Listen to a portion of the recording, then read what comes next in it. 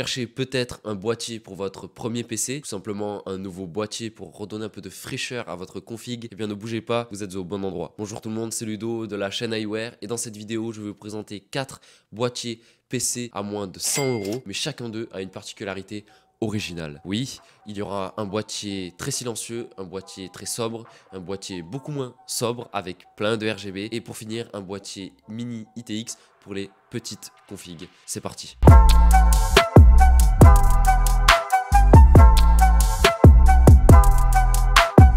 Avant que la vidéo ne commence, je vous invite à rejoindre mon serveur Discord. Le lien est dans la description et en commentaire épinglé. C'est votre serveur, un espace pour parler librement d'informatique. Par exemple, vous ne serez pas banni si vous recommandez un GPU d'occasion plutôt qu'un GPU neuf qui ne vaut rien. Dites un grand merci à Nico et Volrog dans les commentaires, ce sont eux qui ont bâti ce serveur Discord. Pour finir, dites-moi dans les commentaires si d'autres vidéos du même style vous feraient plaisir.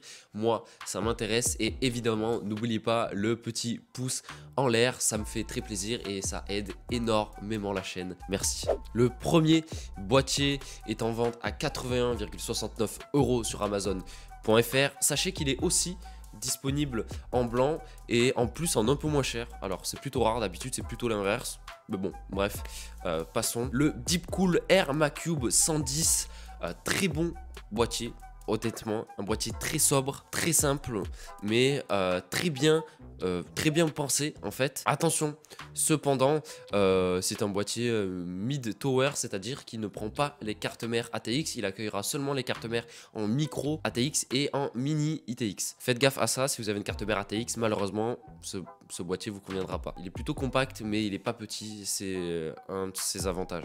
Il dispose, comme vous pouvez le voir, d'une vitre latérale en verre trempé, c'est un joli boîtier et elle est aimantée. Il fait 40 cm de long, 22,5 de large et 43,1 de haut et c'est un joli bébé parce qu'il pèse 6,2 kg quand même. Il peut accueillir des cartes graphiques jusqu'à 32 cm de long. Vous pouvez mettre un ventirad jusqu'à 16,5 cm, ce qui est un grand ventirad quand même, donc de haut. Hein. Il y a la place pour 2 SSD 2,5 pouces et 2 HDD 3,5. 2 cm à l'arrière pour passer les câbles, ça c'est vraiment pas mal, ça laisse pas mal d'espace je trouve. Après il y a aussi un cache alimentation complet, ça j'aime bien parce que les caches alimentation, on voit un bout de l'alimentation, je comprends pas. Après il y a un ventilateur de 120 mm intégré à l'arrière, on le voit sur la photo. Ici vous voyez, il est à l'arrière, en extraction, il éjecte l'air chaud vers l'arrière du boîtier, enfin en dehors du boîtier. Vous avez évidemment la possibilité d'en mettre 3 en plus, donc de 120 mm à l'avant ou 2 de 140 mm. Et pareil sur le top, vous avez le choix d'en mettre 2 de 120 mm ou 2 de 140. Pour finir, pour installer un water cooling jusqu'à 280 mm, vous pouvez le mettre en façade ou sur le top. Le deuxième fait partie aussi lui de ces boîtiers très sobres, mais lui, sa vraie particularité, c'est son silence. Et oui, enfin, c'est sa discrétion. En effet, si vous cherchez un boîtier silencieux, comment ne pas vous recommander le Be Quiet Pure Base 500 ? Tout simplement, ça c'est la version Windows hein, avec une vitre latérale en verre trempé, 100 €, 174 sur Amazon.fr. C'est le prix pour un boîtier de très bonne facture, pensé pour faire très peu de bruit. Alors, évidemment, il n'effacera pas le bruit, il annulera pas le bruit que fait la pompe de votre I/O, ni le bruit ou de votre ventirad, ni le bruit de votre vieux HDD, mais il a au moins le mérite de le réduire considérablement et ça c'est cool. 45 cm de long, 23,1 de large et 46,3 de haut. Il pourra accueillir les cartes mères de format ATX jusqu'à mini ITX. Donc voilà, si vous avez une carte mère ATX, vous pouvez mettre votre carte mère dedans. En fait, tout simplement, vous pouvez acheter ce boîtier. Pour les cartes mères mini ITX, ça rentre évidemment, mais faites pas ça, c'est vraiment très moche, c'est minuscule une carte mère mini ITX. Bref, et grâce à ces deux ventilateurs PureWings 2 de 140 mm placés à l'avant et à l'arrière, vous brasserez pas mal d'air tout en silence avec les systèmes de fixation en caoutchouc qui amortissent le son de Be Quiet en plus. Vous allez profiter d'un bon refroidissement plutôt optimal, même si la face avant n'est pas mèche. Il me semble, on va regarder ensemble, que le top n'est pas mèche. Ah ouais? Si, on peut avoir une plaque mèche. Ok. Bon, vous allez avoir une bonne gestion des câbles. Une bonne gestion des câbles vous attend avec ce boîtier qui est référence en vrai dans son domaine, dans les boîtiers silencieux. Au maximum, vous pouvez mettre jusqu'à 4 SSD 2,5 pouces et 2 HDD 3,5.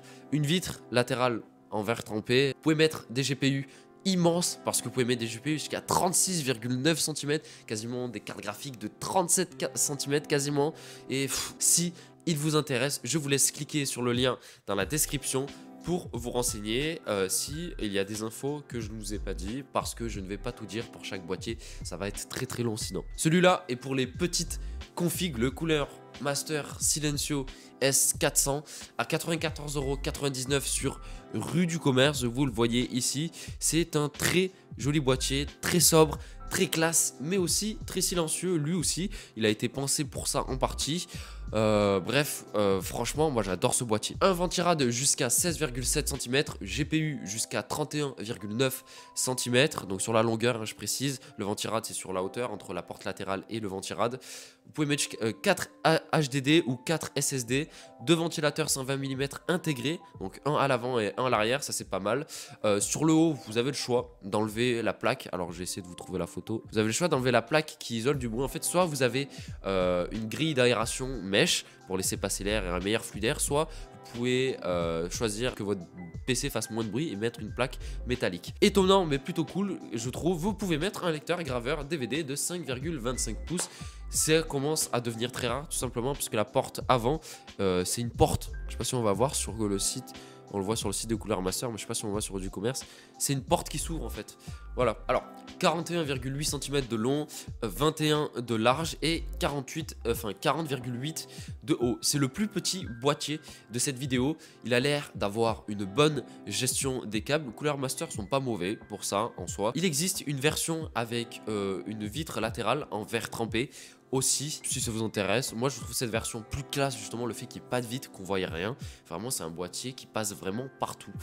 Pareil, je vous invite à cliquer sur le lien dans la description si vous voulez en savoir plus sur ce boîtier. Petit conseil d'ailleurs, s'il y a souvent sur les revendeurs comme Amazon, rue du Commerce, Cdiscount, tout ça, sur les fiches techniques, il n'y a pas toutes les specs. Et donc, si vous avez besoin d'une information, je vous conseille d'aller directement sur le site du constructeur du boîtier. Là, vous êtes sûr de tout avoir. Je précise d'ailleurs que tous les liens Amazon dans la description sont des liens Amazon affiliés, c'est-à-dire que si vous cliquez sur ce lien et qu'ensuite vous commandez le produit, Amazon me reversera un petit pourcentage. C'est aujourd'hui le seul moyen de soutenir la chaîne financièrement. Avant de passer au dernier boîtier, merci. Pensez à mettre un pouce bleu sous cette vidéo, à vous abonner en activant la cloche des notifs pour ne pas rater les prochaines vidéos du même genre. Dites-moi aussi ce que vous avez pensé des boîtiers que je vous ai présentés. Dites-moi aussi ce que vous avez pensé de la vidéo. Et sur ce, on va passer sur le dernier boîtier. Le BitFenix Nova Mesh SE TG plaira à tous ceux qui aiment ou veulent du RGB dans leur config. De bonne facture, avec un prix vraiment très raisonnable, plus bas, 67,45 € que son seul réel concurrent à mon sens, le MSI MacForge sans M ou sans R, je me souviens jamais. Il est équipé d'une vitre latérale en verre trempé de 4 mm, ce qui est vraiment épais, vraiment. De 4 ventilateurs 120 mm ARGB, vous les voyez ici, et ça donne ça, il y en a 3 à l'avant, 1 à l'arrière. Façade mèche avec filtre à poussière qui laissera entrer l'air plus facilement pour mieux refroidir votre config, parce qu'en fait il y aura un meilleur flux d'air. Un ventirad de maximum 16 cm de haut est possible, un GPU de maximum 31,5 de long. C'est quand même pas mal, même si c'est moins que les autres, et presque 3 cm d'espace libre à l'arrière pour une excellente gestion des câbles. Et ça par contre c'est vraiment incroyable, et moi j'ai la version blanche et sans vitre en fait de ce boîtier, il est incroyable.